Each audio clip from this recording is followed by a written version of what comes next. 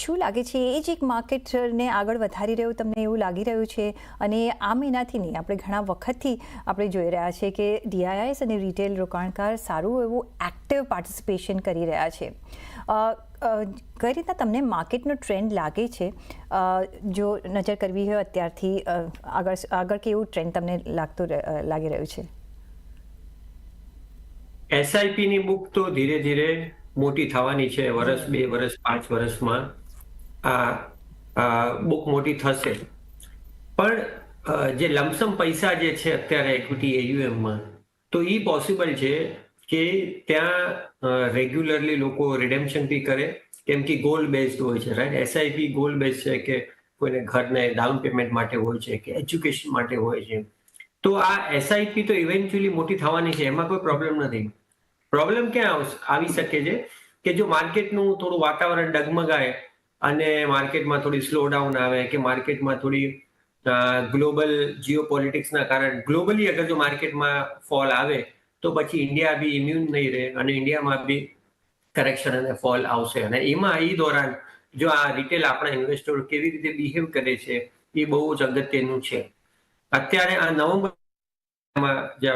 ચાલુ છે, એમાં એસ્ટિમેટેડ છે કે 75,000 કરોડનો નવા ફંડ, આઈપીઓ કયો કે ઓએફએસ કયો, તો આટલી બધી લિક્વિડિટી બજારમાંથી અત્યારે સક બી થઈ રહી છે. એટલે એક તરફ પૈસા આવે છે રિટેલ ઇન્વેસ્ટરોના 30,000 કરોડ એસઆઈપી બુક, અને એક તરફથી પૈસા માર્કેટમાં કંપનીઓ લઈ બી જાય છે. એટલે હવે જે ઇક્વિલિબ્રિયમ છે માર્કેટનું, કે લિક્વિડિટી ડ્રીવન જે રેલી હતી, હવે આવતા થોડા સમયમાં હવે લિક્વિડિટી ડ્રીવન રેલી નહીં રહે. હવે બહુ જ સ્ટોક સ્પેસિફિક અને માર્કેટના ફેક્ટર પ્રમાણે રહેશે. આ રેલી સસ્ટેન થવા માટે હવે એફઆઈઆઈ નું આવવું બહુ જરૂરી છે. જો એફઆઈઆઈ ભારતીય બજારમાં નહીં આવે, અને જો અત્યારે થોડા સંકેત લાગી રહ્યા છે કે લાર્જ કેપ્સમાં જે હિસાબથી આપણે ટ્રેક્શન જોઈ રહ્યા છે કે લાર્જ કેપમાં જે મુવમેન્ટ છે, તો હોપફુલી કે અને શોર્ટ બી એ લોકોએ સારી જેવી એકવાર રિડ્યુસ કરી છે શોર્ટ પોઝિશન્સ ડેરિવેટિવમાં, ફ્યુચર્સ કોન્ટ્રાક્ટમાં. તો લાગે છે કે હવે થોડું એ લોકોનું બી મોમેન્ટમ બિલ્ટઅપ થઈ રહ્યું છે. અને જો આ જ કન્ડિશન રહેશે તો પોસિબલ છે કે એફઆઈઆઈના પણ ફ્લો આવવાના શરૂ થશે. પણ આ મોટી Jio politics, America, China, Russia, આટલા મોટા દેશોમાં કઈ તરફથી ત્યાં શું થઈ રહ્યું છે એ બી હવે ભારતમાં બહુ અગત્યનું છે. આપણી ઇકોનોમી તો ચાલે છે, નો પ્રોબ્લેમ, પણ જો ફોરેનથી અગર સિચ્યુએશન બગડી, લોકો આજે અમેરિકામાં વાતો કરે છે કે S&P 500માં આજથી આઈટી, જ્યારે આઈટીનો બૂમ હતો 2000નો, ત્યારે S&P 500માં 20% આઈટીના શેર્સ હતા. આજે S&P 500માં 50% થઈ ગયા છે. અને આ આઈટીનો બહુ મોટો એઝ અ માર્કેટ કોમ્પોઝિશન અમેરિકામાં થઈ ગયું છે કે લોકોને ત્યાં બબલ જેવું લાગે છે. તો જો આ બબલ અગર કોઈ કારણસર ફૂટે, અને ક્યારેક કદાચ ફૂટશે, તો પછી ત્યાં જ ઇક્વિટીમાં સેલિંગ આવશે અને એનો રિપરકશન, એના સાઇડ ઇફેક્ટ ઇન્ડિયા અને બીજી ઇમર્જિંગ માર્કેટમાં બી જોવા મળી શકે છે. પણ અત્યારે આપણે જોઈએ તો globally all equity markets are in bull run. એટલે એવું નથી કે આપણા ઇઝરાયલમાં વોર ચાલતી હતી, આ તો હમણાં પીસ આવી, પણ during this entire 2.5 years of war in Israel market ઉપર હતી. કે આપણે કઈ એવા દેશો છે જ્યાં આપણે લાગે કે જીઓ પોલિટિક્સના કારણે રશિયન માર્કેટ બી હમણાં વચ્ચે પાછી ઉપર આવી ગઈ હતી, હમણાં થોડી પાછી કરેક્શનમાં છે. તો equity market has consented. Equity market એક જેને આપણે કહીએ ને કે સિન્ક્રનાઇઝ બુલ માર્કેટમાં અત્યારે ચાલી રહી છે વર્લ્ડ ઓવર. અને જ્યારે પરિસ્થિતિ બદલાશે ત્યારે ઇન્ડિયામાં બી ટર્ન આવશે. પણ અત્યારે એવું લાગી નથી રહ્યું. અને હોપફુલી જો એફઆઈઆઈ પાછા આવી રહ્યા છે, અને જો આ પાછા આવે તો અહીંયા પાછું બધું એકવારનું માર્કેટમાં લિક્વિડિટી આવશે અને માર્કેટ સારી રહેશે. પણ આ આઈપીઓ જે છે એ જો પૈસા આટલા બધા લઈ જાય છે, અને એના કારણે જો લોકોને નુકસાન થવાનું શરૂ થાય, હાઈ વેલ્યુએશન હોય કે આ ન્યૂ એજ કંપનીઓ, તો પછી માર્કેટમાં એકવાર રૂકાવટ આવી શકે છે. જે રિસ્ક ઓન ફેક્ટર જે છે એ માર્કેટ વેટ અને પોઝ મોડમાં જતી રહે. એબ્સોલ્યુટલી. અને તમે એસઆઈપી ઇન્ફ્લો તો બરાબર આપણે જોઈ રહ્યા છીએ, પણ ઘણામાં આપણે લાર્જ કેપ હોય, મિડ કેપ હોય, સ્મોલ કેપ હોય, હાઇબ્રિડ અને એનએફઓમાં જ ખાલી ઇન્ફ્લો વધ્યો છે, બાકી બધામાં આઉટફ્લો વધ્યો છે અને ઇન્ફ્લો ઘટ્યો છે. જો large cap, small cap, mid કેપની આપણે વાત કરીએ, જો એ પોઈન્ટ ઓફ વ્યૂથી આપણે જોઈએ તો. પણ હેવિંગ સેડ દેટ, હજી એફઆઈ આવે તો હજી ઇફ અને બટની વાત છે, પણ આપણને ખબર નથી, કારણ કે એમનો જે રૂખ રહ્યો છે અત્યારના ટુવર્ડ્સ ઇન્ડિયા ઓછો છે. આવે છે, એવું નથી કે નથી આવતા, પણ જેટલા ફોર્સમાં આવવું જોઈએ આપણે નથી જોઈ રહ્યા. કઈ રીતના તમે ત્યાં સુધી માર્કેટને જોઈ રહ્યા છો? કેટલું જો આવી સિચ્યુએશન રહી અને એનએફઓઝ હજી આવતા રહ્યા કે ન્યૂ ઇશ્યુઝ આવતા રહ્યા, તો માર્કેટમાં તમે કઈ સિચ્યુએશન જોઈ રહ્યા છો? ક્યાં તમે નિવેશ કરશો આ સિચ્યુએશનમાં? કઈ રીતના એઝ અ ઇન્વેસ્ટર આપણે ચારે બાજુ ધ્યાન રાખીને ઇન્વેસ્ટ કરવું જોઈએ અત્યારના? જો એફઆઈઆઈઝ ન આવે માર્કેટમાં અત્યારે, તો માર્કેટમાં સેક્ટોરલ એલોકેશન, રીએલોકેશન ચેન્જીસ થવાના છે માર્કેટમાં. હવે આપણે જો 1.5-2 વર્ષ પહેલા આપણે જો જઈએ તો જ્યારે 2024માં ઇલેક્શનની પહેલાની જે રેલી હતી એમાં પાવર સ્ટોક્સ વધતા હતા, ઇન્ફ્રાસ્ટ્રક્ચર સ્ટોક, ઇપીસી અને ઘણા બધા એવા જે capex, railway stocks, wagon manufacturing stocks, એ બધા સ્ટોક્સમાં સારી જેવી તેજી આવી. એના પછી આપણે જોયું સેક્ટોરલ રીએલોકેશનમાં એ બધા સ્ટોક્સમાંથી પૈસા બહાર નીકળ્યા અને આજે એ સેક્ટરથી 2 વર્ષ પહેલા જે ગ્રેટ જે લોકો કહેતા હતા કે આ સ્ટોકમાં ઇન્વેસ્ટ કરવું જોઈએ, એ બધા સ્ટોક આજે 30-40% નીચે છે. હવે આ તેજીમાં જે છેલ્લા 6-8 મહિનામાં માર્કેટમાં હોસ્પિટલ્સના શેર વધ્યા છે, કે એનબીએફસીસના વધ્યા છે, કે પીએસયુ બેંક્સના વધ્યા છે, કે આવી બધી જગ્યા અત્યારે માર્કેટમાં તેજી છે. અને હવે પીએસયુમાં ગવર્મેન્ટ કન્સોલિડેશનની કદાચ વાતો કરે છે, કે યા પછી હોસ્પિટલમાં બી સારું જેવું કન્સોલિડેશન ઓલરેડી થઈ ગયું, પણ વેલ્યુએશન્સ બહુ જ હાઈ થઈ ગયા છે. એ સસ્ટેન થવા હવે મુશ્કેલ છે. They are price two perfection. તો ત્યાંથી વળી પાછા પૈસા સેક્ટોરલ શિફ્ટ થઈને જે 2 વર્ષ પહેલા જે સ્ટોક્સમાં સારું હતું ને હવે 30-40% પૈસા કરેક્ટ થઈ ગઈ, માર્કેટ વેલ્યુએશન્સ ઓછા થયા છે અને પ્રાઇસ કરેક્શન આવ્યું છે, ત્યાં પૈસા પાછા જઈ શકે છે જો એફઆઈઆઈના બહુ જોરથી નવા પૈસા ન આવે તો આ મોટી એક સેક્ટોરલ રીએલોકેશન ની શક્યતા લાગે છે. અને જો એફઆઈઆઈ આવે તો નો ડાઉટ ઓવરઓલ માર્કેટમાં મોમેન્ટમ આવશે અને માર્કેટ વળી પાછું બજેટ સુધી એક સારી જેવી રેલી બી આપી શકે છે. જો એ ના આવે તો પછી માર્કેટમાં બહુ મોટી ઇન્ડેક્સ લેવલ પર બહુ મોટું નથી દેખાતી વધઘટ, પણ હા સેક્ટરલ લેવલમાં ઘણું બધું ફેરફાર થઈ શકે છે, પ્રોફિટ બુકિંગ આવી શકે છે અને નવા પૈસા જે સેક્ટર્સમાં કરેક્શન આવ્યું છે ઓલરેડી 30-40%, ત્યાં પૈસા ઇન્વેસ્ટ થઈ શકે. તો આ જે સેક્ટર રોટેશન થઈ રહ્યું છે, ક્યાં તમે ઇન્વેસ્ટેડ રેશો જ કે ત્યાં આપણે ઇન્વેસ્ટમેન્ટ રાખવું જોઈએ કે કરવું જોઈએ? બિકોઝ સેક્ટર રોટેશનનો એક આપણે લાભ પણ લઈ શકીએ અને બિફોર ધ ટાઈમ કમ્સ તમે અહીંયા ઇન્વેસ્ટ પણ કરી શકો. હવે એવું છે કે સેક્ટોરલ રોટેશન આ બધા tactical from investors point of view એ બહુ હાર્ડ છે એના માટે કે he also tries to time the market by himself. તો એના માટે તો એને તો steady state well diversified portfolio equity oriented ફંડમાં જ પૈસા રાખવા જોઈએ. એ ફંડ મેનેજરની ખૂબી છે કે એ અગર જો એની ઇન્વેસ્ટિંગ સ્ટાઇલ હોય તો એ કદાચ સેક્ટોરલ એલોકેશન મોસ્ટલી કરતા જ હોય છે, પણ ત્યાંથી એને લાભ લેવો જોઈએ. પણ at investors point of view ઇન્વેસ્ટરના હાથમાં આજે બહુ મોટું અગત્યનું છે. તમે કીધું કે હાઇબ્રિડ ફંડ્સમાં અને કન્ઝર્વેટિવ ફંડમાં પૈસા આવે છે, કેમ કે ઇન્વેસ્ટરને લાગે છે કે માર્કેટમાં થોડી રિસ્ક વધી રહી છે. પણ એટલે મલ્ટી એસેટ કેટેગરી જે છે એ બી બહુ મોટી સારી કેટેગરી છે, જેમાં ગોલ્ડ, સ્ટોક્સ અને ઇક્વિટી અને ડેટમાં 3 એસેટ ક્લાસની વચ્ચે એક સારું જેવું મિશ્રણ હોય છે. અને અમુક ફંડ જે ડાયનામિક મેનેજ કરે છે, જે જ્યારે ગોલ્ડમાં તેજી હોય છે તો ગોલ્ડનું સારું જેવું એલોકેશન કરી શકે છે 60-70%. જેમ કે અમે ગોલ્ડમાં તેજી હતી તો અમે એટલું એલોકેશન કર્યું, અને જ્યારે ઇક્વિટી માર્કેટ સારી હશે તો ઇક્વિટી માર્કેટમાં એલોકેશન કર્યું. અને જો ગોલ્ડ અને ઇક્વિટી જો ભવિષ્ય કાલે ઉઠીને ખરાબ થાય તો ત્યારે આ ફંડ ડાયનેમિક મેનેજ કરીને પૈસા ડેટ આર્બિટ્રાજ ફંડ જેવું મેનેજ કરે. તો ઇન્વેસ્ટરને આવા ફંડ્સ ગોતવા જોઈએ જે મલ્ટી એસેટ, કારણ કે હવે માર્કેટમાં બહુ મહત્વનું છે કે પ્રોપર એસેટ ક્લાસ ડાયવર્સિફિકેશન બહુ જરૂરી છે, કેમ કે ગોલ્ડે બી આમ તો સારું રિટર્ન આપ્યું છે, ઇક્વિટીનું બી લોંગ ટર્મ છેલ્લા 5-7 વર્ષનું સારું રિટર્ન છે. તો હવે કઈ જગ્યા શું થવાનું છે, કઈ જગ્યા કરવટ લેશે, આ બહુ મહત્વનું છે. અને એટલે આવા ફંડમાં પૈસા રોકાયાથી ઇન્વેસ્ટરને જે લોંગ ટર્મ જે એપ્રિસિએશન જે છે એની થોડી વિઝિબિલિટી સારી રહેશે. અધરવાઇઝ ખાલી ઇક્વિટી ઓરિએન્ટેડ રહેશે અને જો ઇક્વિટી માર્કેટ નહીં ચાલે, કે માર્કેટમાં કરેક્શન આવ્યું, કે માર્કેટમાં બેર માર્કેટ આવી, તો પોસિબલ છે કે એનું રિટર્ન એની બેલેન્સ શીટમાં થોડું એને રેડ માર્ક જોવા પડે. સાથે મેટલ એઝ અ સ્ટોરી, કારણ કે તમે ગોલ્ડને મેન્શન કર્યું, રાઈટ, અને એની જે ગોલ્ડ સિલ્વરની જે સ્ટોરી ચાલી છે આપણે જોઈ રહ્યા છે, વચ્ચે એક આપણે થોડો ઘટાડો જોયો પણ ગોલ્ડે પાછું કવર કરી લીધું છે.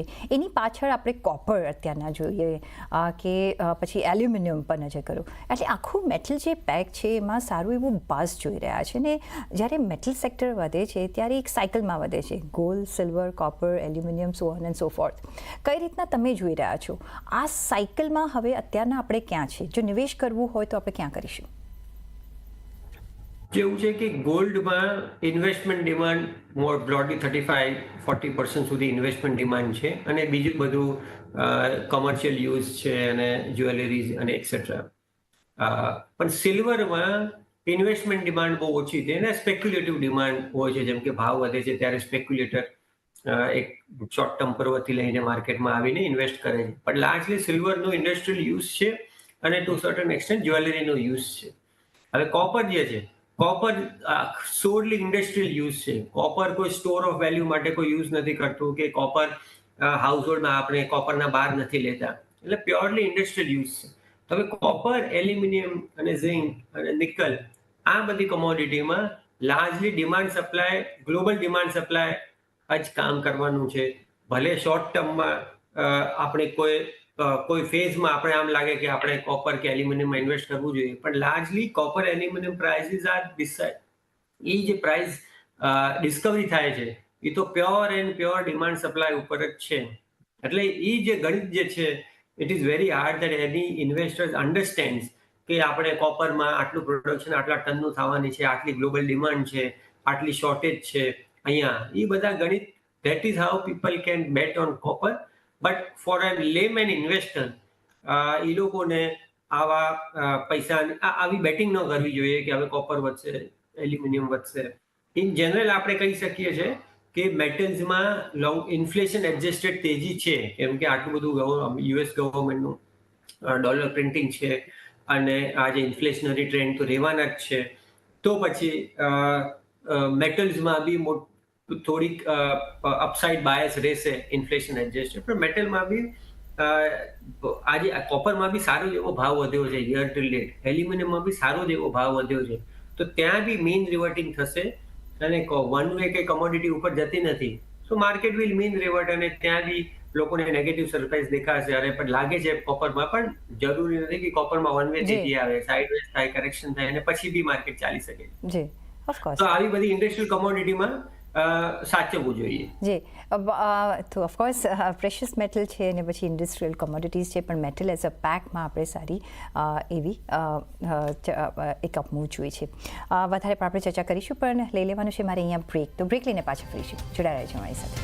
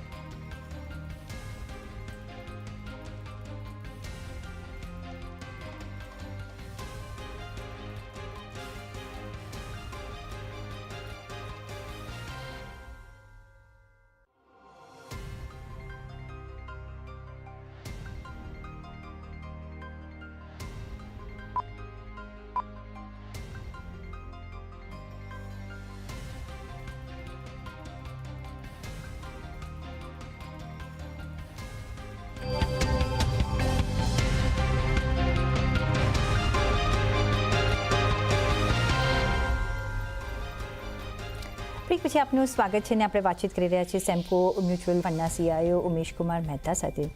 ઉમેશભાઈ, અત્યારના આપણે because of the global situation જે છે વધારે આપણે ડોમેસ્ટિક નેચર ઓફ બિઝનેસ પર ધ્યાન રાખી રહ્યા છીએ because that is near you અને યુ ફીલ મોર કમ્ફર્ટેબલ, અને જે GSTમાં રાહત આપવામાં આવી છે એ પણ એક અહીંયા ફેક્ટર અહીંયા પ્લે કરી રહ્યો છે ને પ્લસ ઇન્ડિયાની એક ગ્રોઈંગ સ્ટોરી છે.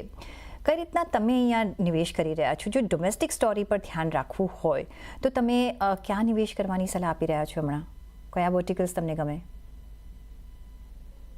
જો ડોમેસ્ટિકમાં જે વેલ્યુ ઓરિએન્ટેડ ઇન્વેસ્ટર જે છે, જે લોકોને માર્જિન ઓફ સેફટી જોઈએ, વેલ્યુએશન પોઈન્ટ ઓફ વ્યૂ કે માર્કેટમાં સમજો તેજી ન આવે તો કમસે કમ પૈસા તૂટે નહીં, તો માર્કેટમાં આજે પાવર સેક્ટર એક સારું જેવું સેક્ટર જે છે ત્યાં વેલ્યુ બિલ્ટઅપ થઈ રહી છે. કોલ સેક્ટર છે કે આ પછી આપણે EPC કોન્ટ્રાક્ટર જે છે જનરલ ઇન્ફ્રાસ્ટ્રક્ચર માટે કામ કરે છે, કે આ પછી અમુક રેલવે સ્ટોક્સ છે કે ત્યાં બી વેલ્યુએશન સારું જેવું છે અને ગવર્મેન્ટનું જે રેલવેનું કેપેક્સ છે એ તો ઇન્ટેક્ટ છે, પણ થોડીક વાર હોઈ શકે કે કદાચ થોડો એને એ લોકોને સમય લાંબો લાગે, તો ત્યાં બધા આજે જો ઈ સેક્ટર્સ ઈ સ્ટોક્સ બધા અત્યારે આઉટ ઓફ ફ્લેવર છે માર્કેટમાં, તો ત્યાં સેફટી છે, માર્જિન ઓફ સેફટી કદાચ ચાલે કે ન ચાલે પણ બહુ પૈસા તૂટવાની જગ્યા થોડી ઓછી છે. જે ઇન્વેસ્ટરો થોડા એગ્રેસિવ છે અને જેને મોમેન્ટમ કરવું છે, તો ઈ લોકો માર્કેટમાં અત્યારે બેંકો જે છે, પ્રાઇવેટ સેક્ટર બેંક્સ કે આ પછી અમુક હોસ્પિટલો જ્યાં હજી વેલ્યુએશન કમ્ફર્ટ છે, કે પછી કેબલ્સ અને વાયરિંગ એ બી બહુ સારી ડિમાન્ડ છે, એમાં બી ત્યાં સારી ટેલવિન્ડ છે, કે અમુક very selective new age company જ્યાં પ્રોફિટેબલ છે ત્યાં ઇન્વેસ્ટ કરી શકે છે, કેમ કે ત્યાં બી લોંગ ટર્મ માર્કેટમાં સારી વેલ્થ ક્રિએટ થઈ શકે છે. તો એ સેફટી જોઈને ઇન્વેસ્ટરો આ અમુક સેક્ટર જે મોમેન્ટમમાં છે અત્યારે એમાં ઇન્વેસ્ટ કરી શકે છે. પણ હા, એ લોકોને જો માર્કેટમાં રિવર્સલ આવે તો નીકળવાની બી તૈયારી રાખવી, તો જ આ પછી આ હાઈ મોમેન્ટમ જે સેક્ટર્સ અને સ્ટોક્સ જે છે, હોસ્પિટલ છે કે બેંકો છે કે અમુક NBFC છે કે પછી અમુક ન્યૂ એજ કંપની છે, પ્રોફિટેબલ ન્યૂ એજ કંપની, તો ત્યાં પૈસા હજી બી બની શકે છે. પણ હા, પોસિબલ છે કે જો માર્કેટમાં રિવર્સલ આવે તો પછી એકવાર ઇન્વેસ્ટિંગ એમાંથી એકવાર નીકળવું બી જોઈએ. તો જે મોમેન્ટમ સાયકલ છે એ આપણે જોઈ રહ્યા છીએ કે ઓફકોર્સ એક મોમેન્ટમ હોય ત્યારે you want to catch that because એ તમારા પોર્ટફોલિયોને આલ્ફા પણ આપે, પણ એ સતત આપણે ધ્યાન રાખવું પડતું હોય છે અહીંયા. સો અત્યારની જે સ્ટ્રેટેજી જો આપણે વાપરવી હોય તો મોમેન્ટમ પ્લસ ગ્રોથ પ્લસ વેલ્યુની તમે વાપરી રહ્યા છો કે કઈ રીતના તમે એડવાઇસ કરશો ઇન્વેસ્ટરને ઇન્વેસ્ટ કરવા માટે? એકચ્યુઅલી ઇન્વેસ્ટરને પ્રોપર એલોકેશન કરવું જોઈએ કે એના પોર્ટફોલિયોના 20-25% એ મોમેન્ટમ સ્ટ્રેટેજીમાં છે, બાકી વેલ્યુ છે કે ગ્રોથ છે એને પ્રપોર્શનેટલી એલોકેટ કરી નાખે. પછી પોસિબલ છે કે અમુક ટાઈમમાં જ્યારે મોમેન્ટમ ચાલે તો કદાચ વેલ્યુ ન ચાલે, પણ અમુક ટાઈમમાં જ્યારે મોમેન્ટમ ન ચાલે ત્યારે પોસિબલ છે કે ગ્રોથ ચાલે કે વેલ્યુ ચાલે. એટલે આ ઇન્ટરનલ એલોકેશન ઇન્વેસ્ટરને કરવાનું જરૂરી છે, તો જ એનો બેનિફિટ લઈ શકે ઓવરઓલ ડાયવર્સિફિકેશન. ખાલી લાર્જ વિથ સ્મોલ. એબ્સોલ્યુટલી. એટલે બરાબર એક એલોકેશન, એસેટ એલોકેશનનો અહીંયા એક મોટો રોલ પ્લે થાય છે. પણ જ્યારે મોમેન્ટમની તમે વાત કરી તો આઈ રિમેમ્બર કે તમે તમારો સેમ્કોનો એક સ્મોલ કેપ મોમેન્ટમનો NFO આવી રહ્યો છે, અને કઈ રીતના તમે જો NFO માટે તમે જો કંઈ કહી શકો, how different it is from other NFOs, તમારી USP શું રહેશે આમાં? આજે માર્કેટમાં 31 સ્મોલ કેપ ફંડ છે. કોઈ બી ફંડ મોમેન્ટમ ફેક્ટર નથી ચલાવતું. સેમ્કોનું જે સ્મોલ કેપ ફંડ આવશે 14 નવેમ્બરથી ઓપન થશે, એમાં અમે મોમેન્ટમ ફેક્ટર ચલાવીને ઇન્વેસ્ટરનો પોર્ટફોલિયો ક્રિએટ કરશું. અને અમારા માટે યુનિવર્સ હશે 250 સ્મોલ કેપ અને 250 માઇક્રો કેપ. એટલે આ 500 સ્ટોકના યુનિવર્સમાંથી અમે ઇન્વેસ્ટર માટે એક સારો એક્ટિવ મોમેન્ટમ સ્ટોકનો પોર્ટફોલિયો બનાવશું. અને આજની તારીખમાં તો એનએસસીનું સ્મોલ કેપ ઇન્ડેક્સ ઉપર એક મોમેન્ટમ વર્ઝન છે. મોમેન્ટમ ઇન્ડેક્સનું 22% રિટર્ન છે અને 250 સ્મોલ કેપનું રિટર્ન છે 16%. એટલે મોમેન્ટમ ફેક્ટરનું પણ રિટર્ન સારું છે. આ એનએસસીના ડેટા છે અને અમે એક્ટિવ ફંડ મેનેજર છીએ on the small cap side અને અમે મોમેન્ટમથી આના કરતાં બી સારું કરવાની કોશિશ કરશું. એટલે આજની તારીખમાં ઇન્વેસ્ટર પાસે બહુ સારો ઓપ્શન છે કે સ્મોલ કેપમાં મોમેન્ટમ કરવા માટે જે બીજી જગ્યા લોકોની ઇન્વેસ્ટમેન્ટ સ્ટાઇલ નથી. સેમ્કો મોમેન્ટમ ફેક્ટર લઈને સ્મોલ કેપ ફંડ મેનેજ કરશે, જે 14 નવેમ્બરે ખુલે છે. 14 નવેમ્બરથી તમે અહીંયા નિવેશ કરી શકો છો. સેમ્કોનું સ્મોલ કેપ મોમેન્ટમ ફંડ આવી રહ્યું છે, NFO આવી રહ્યો છે, જેમાં તમે નજર રાખી શકો છો, જે તમારા પોર્ટફોલિયોને બે એક મોમેન્ટમ આપી શકે છે. ઓન દેટ નોટ, ઉમેશભાઈ, ઘણો આભાર તમારો અમારી સાથે આજે જોડાવા બદલ અને આપના valuable view points as usual અમારી સાથે ચર્ચા કરવા માટે. ઘણો આભાર. અને એ સાથે જ મને પણ આપશો રજા. તો જોડાયેલા રહેજો CNBC બજાર સાથે. નમસ્કાર.